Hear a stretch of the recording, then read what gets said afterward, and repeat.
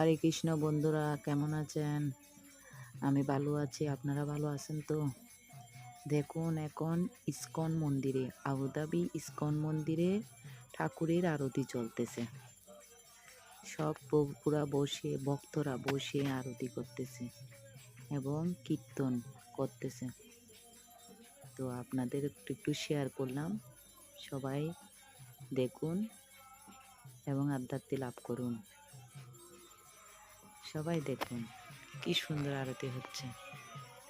হরে বল, হরে Krishna, Gour Govinda. ISKCON মন্দির, Abu Dhabi. তো ভক্তরা কেমন আছেন? ভালো তো? সবাই ভালো থাকবেন।